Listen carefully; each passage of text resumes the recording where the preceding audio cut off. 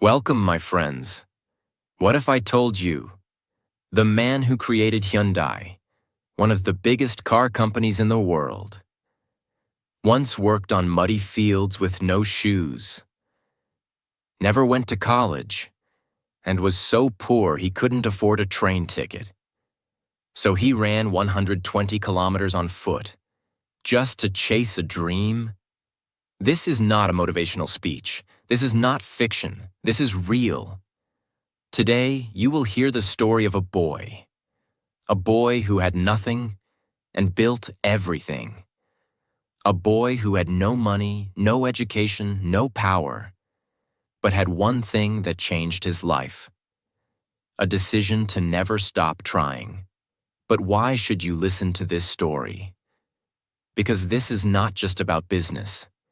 This story will teach you how to fight when life hits you hard, how to believe when nobody believes in you, how to stand alone when the world shuts the door. And yes, this story will also improve your English. How? Because you are not just watching English. You are feeling it. You are living inside a story. That's the secret to fluency. Not grammar books, not boring vocabulary lists, but real stories with real emotion, told in easy, clear, and powerful English. So listen closely, because this video might not just teach you English, it might change your life. Now let's begin the story of the man who started it all. Part 1. The boy who had nothing. Let's go back. The year is 1915. We're in a small, poor village in North Korea. Yes, before Korea was divided. A boy named Chung Ju-young is born into a family of farmers. They grow rice. They live in a straw roof house. They eat simple food. Sometimes, not enough. He is the eldest son in the family. That means he must help at the field every day. No shoes, no toys, no time to dream. From age 7, he carries water, cuts grass for cows, and helps plant rice. His father is strict and believes in one rule: work hard, don't dream. A farmer's son must become a farmer. But little Chung was different. Even as a child, he wanted more.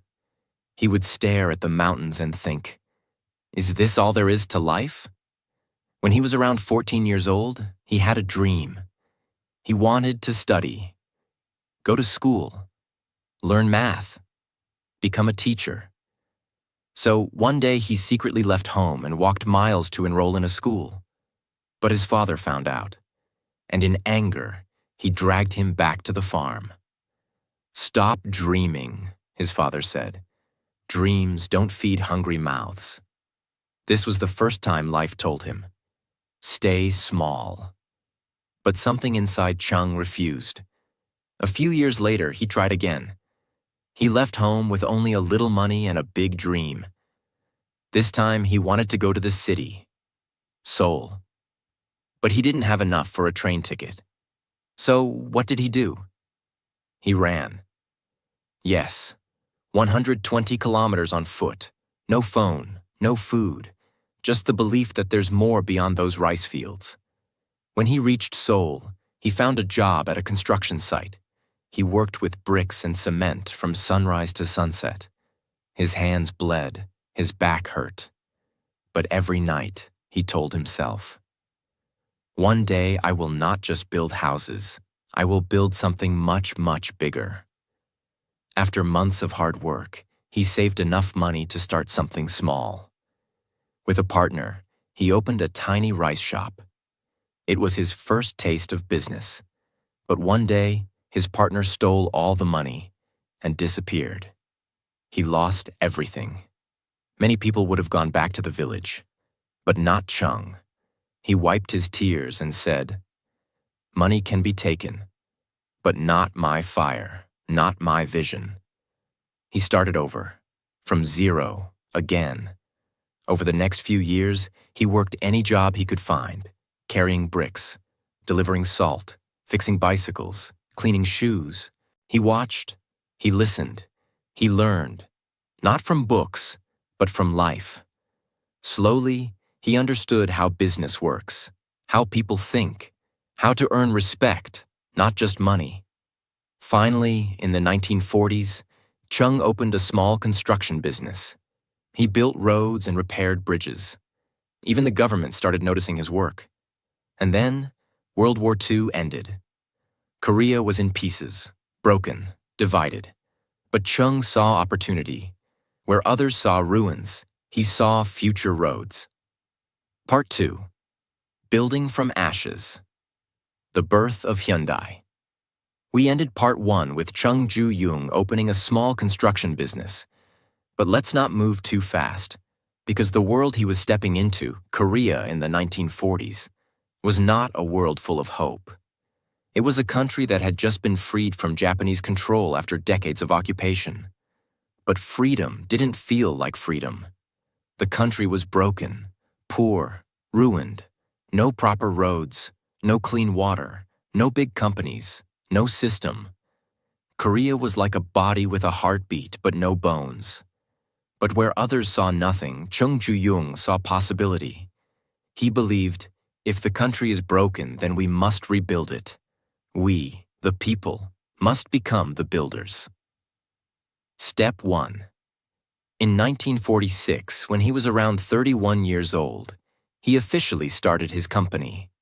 He named it Hyundai, which means modern in Korean. Think about that.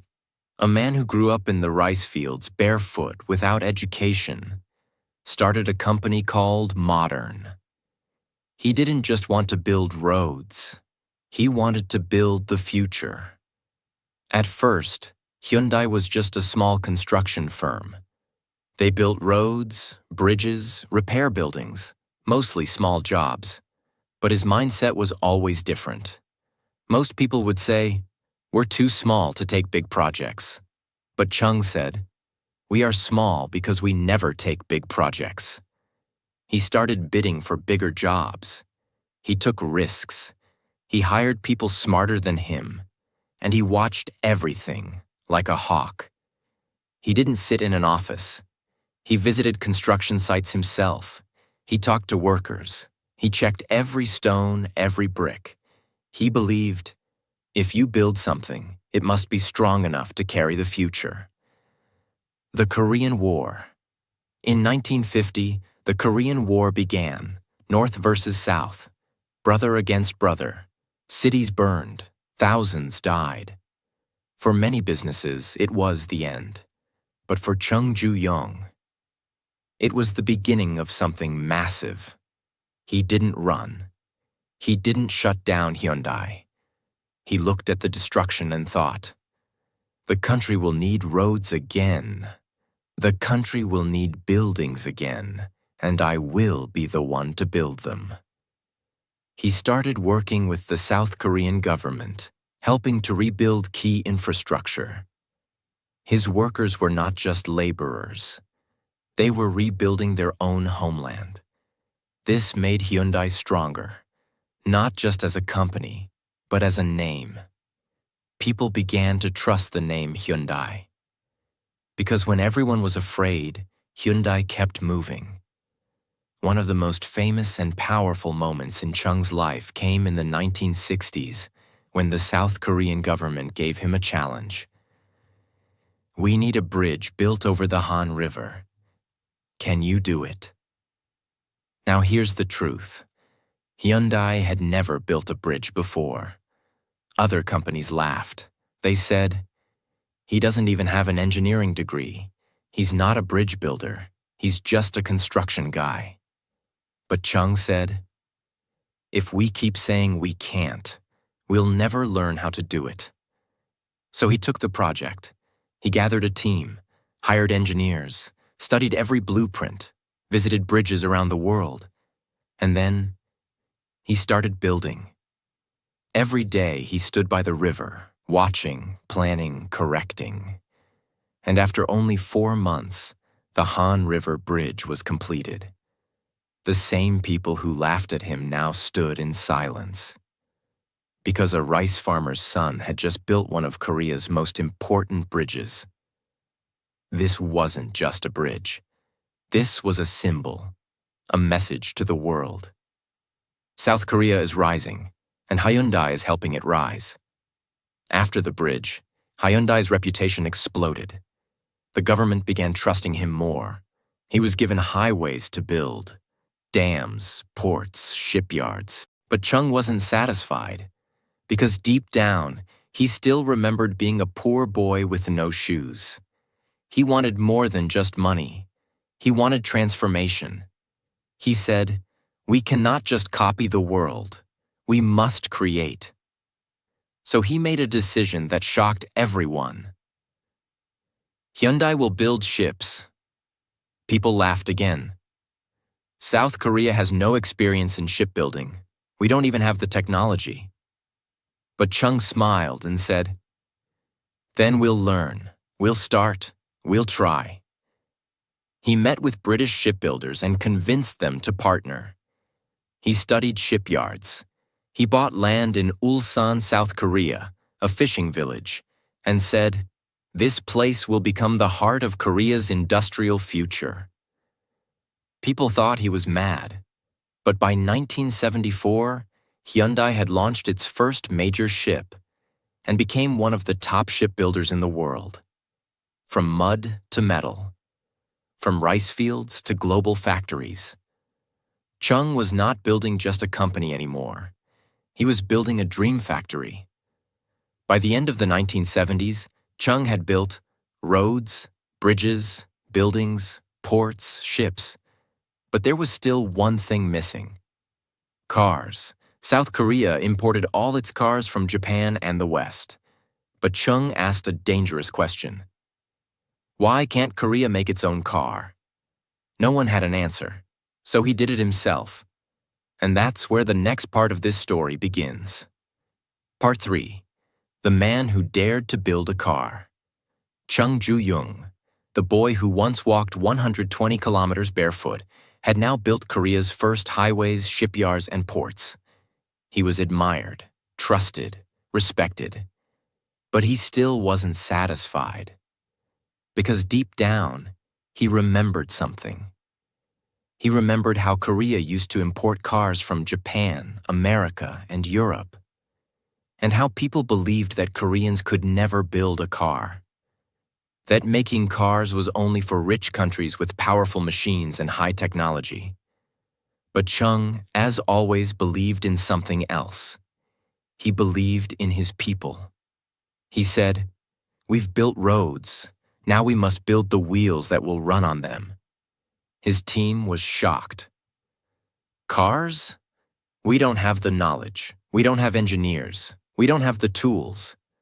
But Chung simply replied, "Then we will learn. We will build the tools. We will train the engineers." That's what Hyundai means, modern. And this is the future. This was not a business decision. This was a national decision. He wanted to build a car for Korea. And that's where the story truly begins. In the early 1970s, Chung knew that building a car required something he didn't yet have: experience. So what did he do? He flew to Britain. He met with George Turnbull, a top engineer who had worked at British Leyland, a respected British car manufacturer. Turnbull was surprised. Why would a Korean businessman with no car company want to hire him? But Chung didn't beg. He didn't flatter. He simply showed his vision.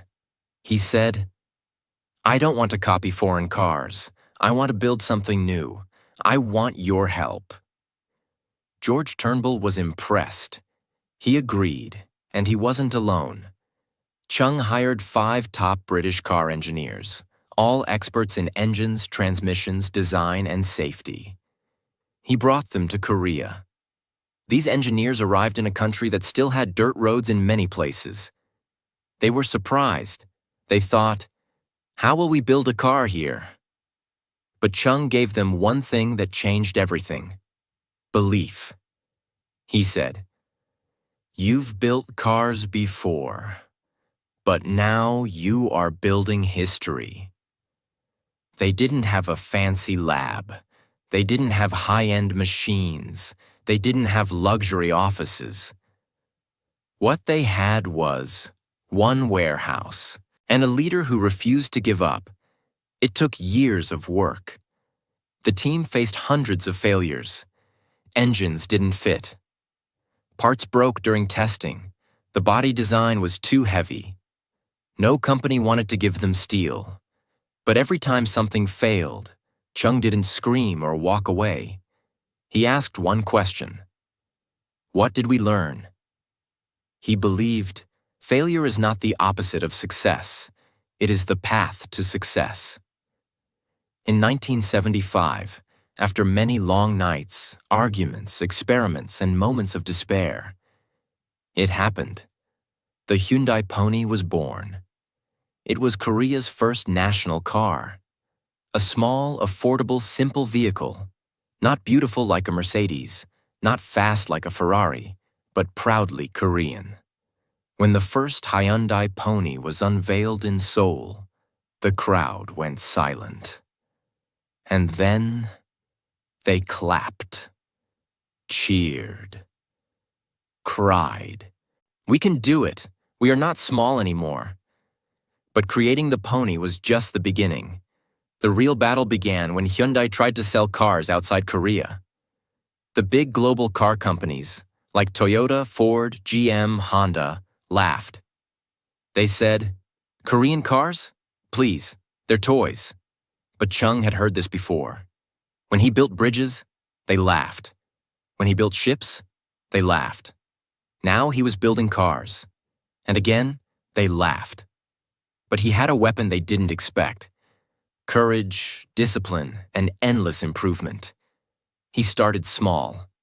First, Hyundai sold cars to countries like Ecuador, Egypt, and Chile. Then slowly, he entered Canada. And in 1986, he made a bold move. Hyundai entered the US market. They introduced a model called the Hyundai Excel. It was not fancy, but it was affordable, fuel efficient, easy to drive. People in America were curious. And guess what? In the very first year, Hyundai sold over 168,000 cars in the US. That was a record. The same companies that laughed now began to worry. But success was not permanent. As Hyundai sold more cars, something started to go wrong. Many cars had problems with engines, air conditioning, parts. Customers started complaining. American newspapers began calling Hyundai a low-quality brand. Sales dropped. Respect vanished. And once again, Chung Ju-young stood on the edge of disaster. His team panicked. They said, "Let's reduce production. Let's stop exporting." But Chung said no. He said, "If we are not willing to improve, we do not deserve success." So he made a huge decision. Hyundai would rebuild everything. New quality checks, better materials, stronger testing.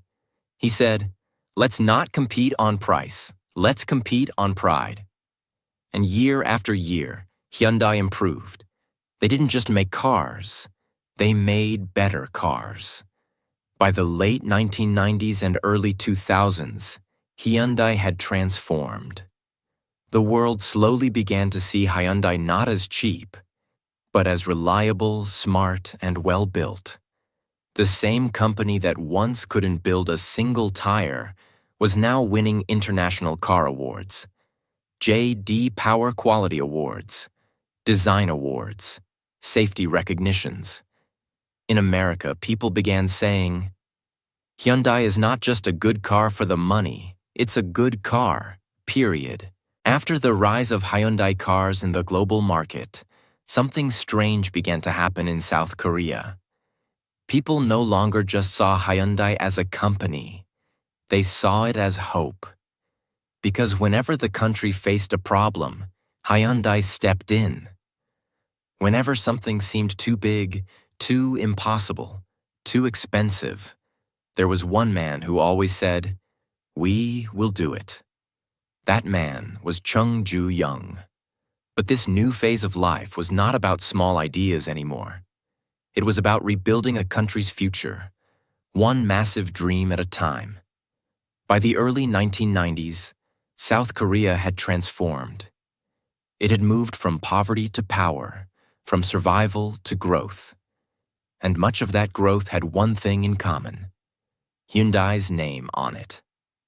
Let's look at just how deep Hyundai's influence had become. They were not just making cars anymore. They were building dams, nuclear power plants, oil refineries, high-speed trains, steel mills, industrial parks, container ships, global expressways, even South Korea's very first satellite launch site. And this wasn't by accident. This was Chung's mission. He believed, if we only copy the world, we will always be second. But if we build the future ourselves, we can lead. And the Korean people began to believe too. You see, Hyundai was no longer just a brand. It had become a national symbol. Whenever Koreans bought a Hyundai car, they weren't just buying transportation. They were buying confidence. They were saying, look at us now. We build our own future. As Hyundai expanded, it became one of the largest employers in South Korea. By the mid-1990s, hundreds of thousands of workers across different industries, steel, construction, design, shipping, electronics, energy, were connected to Hyundai. Every job created by Hyundai supported entire families. Chung knew this. He knew the responsibility was bigger than business. He once said, "Every time we build a new factory, we are feeding thousands of homes. Business is not only about profit, it is about people." In remote towns where there were no jobs before, Hyundai opened plants. And when young students graduated with technical degrees, Hyundai gave them their first opportunity. This was more than success. This was impact.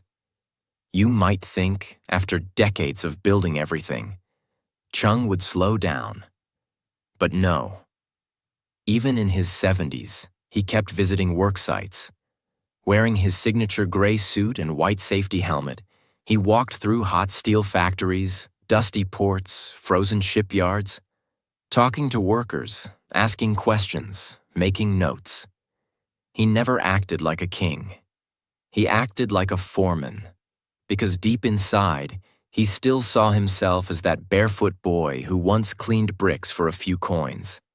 His hunger for growth never faded. And this hunger led to one of the boldest ideas of his life. In the late 1990s, when Chung was in his 80s, he shocked the world again. He announced that he would travel to North Korea. Remember? This was the same North Korea that had fought South Korea in the Korean War. The same country that was politically frozen, dangerous, closed. Most South Korean businessmen would never go there. But Chung Ju-young was not like most men. He believed, we are one people. We speak the same language. We must rebuild peace. And so, in 1998, he crossed the border. Not with words, not with weapons, but with 500 cows. Yes, 500 cows. Why? Because he said, during the war, North Korea had taken cows from his family's land. So now, in peace, he was returning the favor. Not with anger, but with forgiveness. It was not just a political move. It was a human move. News channels around the world showed the image of trucks filled with cows crossing the DMZ, demilitarized zone, led by an old man in a suit. It was powerful. It was emotional. It was unforgettable. That one act opened a small door between North and South. And it was Hyundai's founder who turned the key. In the final years of his life, Chung started stepping back from day-to-day operations. But he never stopped thinking. His diary, written in simple Korean, showed pages filled with thoughts, ideas, plans. He still visited his offices, still asked about construction projects, still studied world markets, but his body was weakening. His health was fading, and slowly, the man who once worked 18 hours a day, who once ran for 120 kilometers barefoot, now walked slower. But his mind, sharp as ever. He knew time was short. So he began writing letters to his sons, his board members, and his country. He reminded them, never be satisfied with what you've built. Keep asking, what can we build next? In 2001, at the age of 85, Chung Ju-young passed away peacefully. The boy from the village was gone, but what he left behind could never be buried. After his death, South Korea declared a national moment of silence. TV stations paused. News anchors cried. Even his competitors, people who once criticized him, stood up to honor him. Why? Because Chung Ju-young was not just a businessman. He was a builder of dreams. A man who proved that you don't need a college degree to change the world. You don't need permission to build something great. You don't need to be rich to become the foundation of a country's pride. He started life with nothing but dust on his feet and fire in his chest. He ended life with factories, ships, highways, satellites, and the love of millions. And today, the name Hyundai travels on roads across the world, in the US, in India, in Europe, in Africa, because of the fire he carried inside him. Part 4. The Empire. After the Builder. And the eternal spirit of Chung Ju-young. After Chung Ju-young passed away in 2001 at the age of 85, the nation of South Korea did not simply lose a businessman. They lost a father figure, a symbol of resilience, a man who had been there, through war, through hunger, through failure, yet never backed down. His funeral was attended not just by CEOs, but by workers, farmers, engineers, politicians, shopkeepers, mechanics, ordinary people. Some brought flowers, others brought letters. Many brought nothing, only tears. Because they knew that without this man, their country might have taken a very different path. The first months after his death were filled with tension inside the Hyundai Group. The empire he had built had grown so large. Construction, cars, electronics, steel, banking, even shipping and IT. But now the leader was gone. People asked, who will lead? Will Hyundai survive? Will it break into pieces? In truth, Hyundai was already changing even before his death. The Korean government had introduced new rules to reduce the power of large family-owned business groups called chaebols. Hyundai, being one of the biggest, was asked to restructure. So after Chung's death, his sons and executives made a bold decision. Hyundai would break into multiple companies, each with its own leadership and focus. This was painful, but it was also necessary. Why? Because Chung's dream was not about one man holding everything. His dream was growth, innovation, and freedom. So Hyundai split into many companies, including Hyundai Motor Company, cars, Hyundai Engineering and Construction, infrastructure, Hyundai Heavy Industries, shipbuilding, Hyundai Steel, materials, Hyundai Mobis, car parts, Hyundai Rotem, trains and military equipment. And slowly, each of these companies began to stand on their own feet. They honored the founder not by copying him, but by continuing his spirit. Of all the companies in the Hyundai family, the motor company carried the deepest emotional weight. It was the car that made South Koreans believe in their own strength. So after Chung's death, Hyundai Motors began a massive transformation. the world still remembered the older image. Hyundai cars were cheap but low quality. But now the company wanted to do something bold. They didn't just want to survive in the international market. They wanted to lead it. So they invested heavily in design, bringing in top designers from Germany and the US technology, developing hybrid, electric, and hydrogen-powered vehicles, safety, earning top ratings in crash tests, branding, changing Hyundai from cheap and basic to smart and modern. They opened research centers in South Korea, the US, Germany, and India. They created luxury brands like Genesis to compete with Lexus, BMW, and Mercedes-Benz. They entered Formula One racing technology partnerships, proving their cars were not just reliable. They were high-performance machines. And by the mid-2010s, Hyundai was no longer a joke in the car world. It was a giant.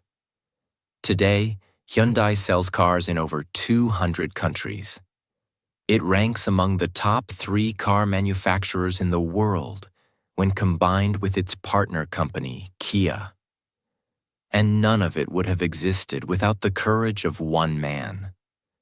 After his death, universities around the world began studying his life. Business schools taught students about his leadership style. Leadership experts wrote books about how he took responsibility during crisis, led from the front, took impossible risks, believed in his workers, trusted effort more than talent, and most importantly, never forgot where he came from. Let's not forget, this man had no college degree.